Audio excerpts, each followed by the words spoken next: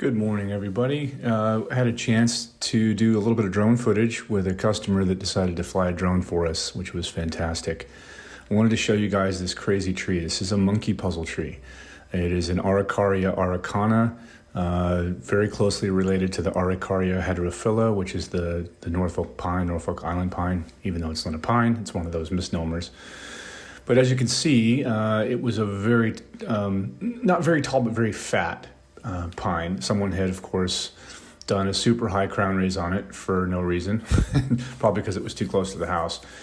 And as a result, you get a lot of sucker growth, agony growth.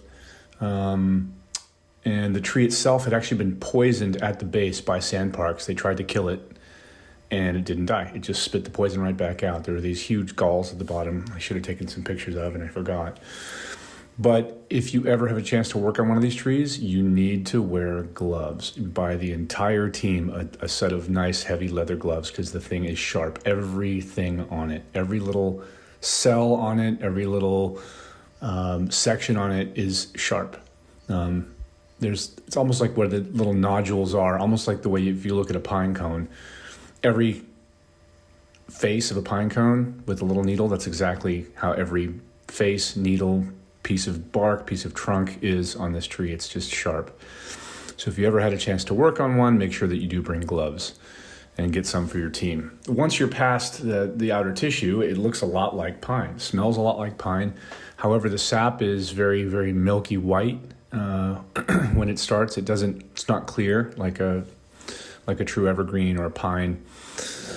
So it's just a very, very different tree. That being said, we had a little garden as a drop zone. The garden was done for the year, so he was happy to let us kind of smash his lettuce and tomato plants. He was done harvesting. So we had a small drop zone to the right there, and we used that. You can see here that the way I accessed the tree, I shot a line into it, which, if you know anything about Norfolk pines or Araucarias in general, the branches are very brittle. So you need to make sure that your line, if you shoot a line through a tree, needs to go through 3 or 4 branches, and I did. Shot a line through it, base tied it, SRT'd up, tied in, and then went to work cutting off the limbs. The limbs are extremely heavy, very, very heavy.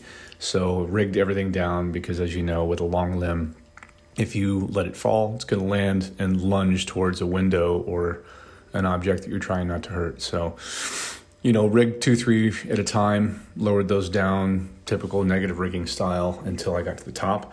Left as much weight on one side as I could, the direction of fall, of course, and then just popped the top like usual, and worked my way down. Took one more log, and then knew that the rest of the log would fit at the base and inside the garden. Dropped it from there.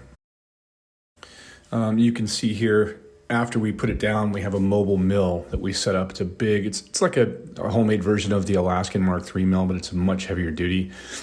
If you can see on the other side, it's actually a double saw bar. So it's a 2.5 meter bar with a saw attachment point on both sides. That's 2 3-1-2-0s. So it's basically 2 still 88s. So each of those saws is 123 horsepower, heavens, cc's. And makes for quick cutting. It's 404 chain.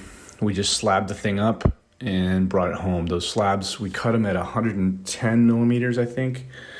So they were extremely heavy. It took 10 guys to carry each of those slabs down and load them in the truck. Took them to the site, and they're still aging as we speak. Those are going to be turned into nice big tables at some point. In the next video to come, I'm going to show you guys exactly what it looks like at our workshop. We have quite a large storage facility for the tables, and want to show you how they get turned into furniture. Once you go through the reception area in our workshop, you enter the first slab room. This is the room that we show all of our customers. The raw slabs are what you find here on these A-frames. We have everything from blackwood, which is probably our most popular, and standard oak, which is like an English oak, beefwood, pine, gum, you name it.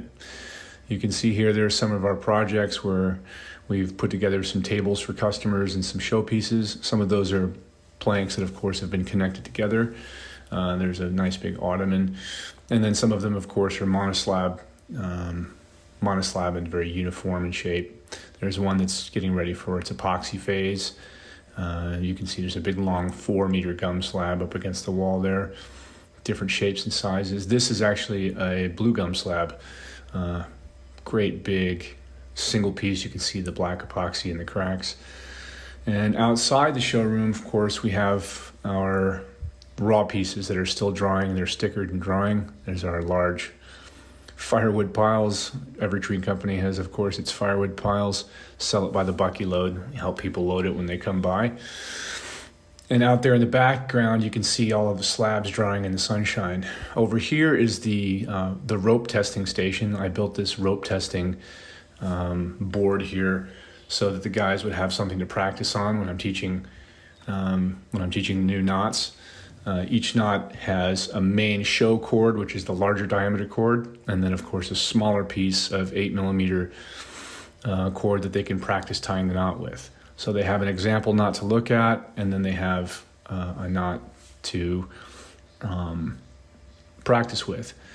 And then I test them, blindfold them, go through one at a time, and make them, of course, retie the knot. And along with each knot, of course, there's also a sticker or a plaque telling you what the knot's called, what it's used for, and then both in English and in Chichewa. And I'm busy trying to learn the Chichewa words for each one, so it's easier for me to communicate with the guys on the ground when I'm asking them to tie a certain knot.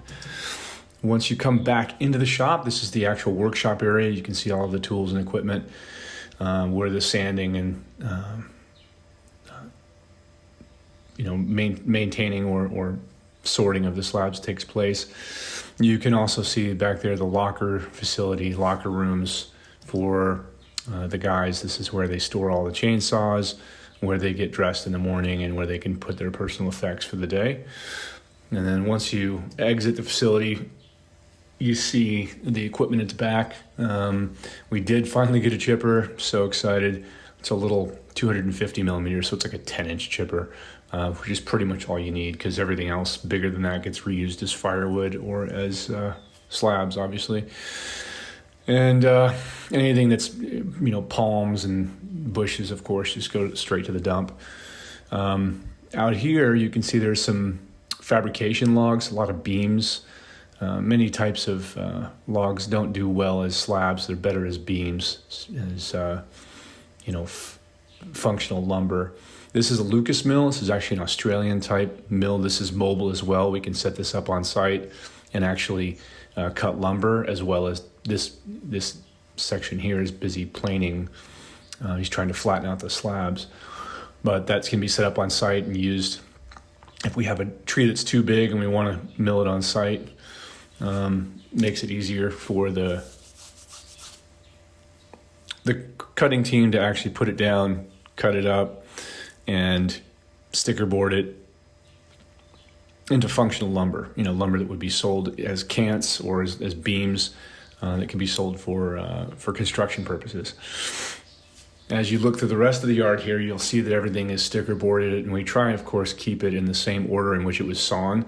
So if a builder comes by and wants, something that has more quarter sawn grain in it, they can grab it. Everything is marked with little plaques telling us when the month and year that it was cut and what it is. There's some poplar there, and if you look close, there's the monkey puzzle tree that I just showed you in the previous clip. A lot of oak, a lot of pine, big pine, and then of course we try and keep any beef wood, silky oak, which is not really an oak. That's another story completely.